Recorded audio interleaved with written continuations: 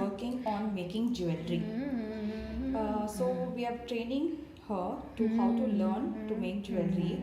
So we make templates like this where of the pattern is given and the candidate has to just replicate. When we create a structure for candidates with autism, it works really, the solution is to create the structure in working. So once we tell that these are the pattern that is required, the candidate exactly follows the same pattern and makes the earring in the similar pattern and completes the task as instructed to them. Break Free Solutions brought to you by EI Labs and Project Discovery.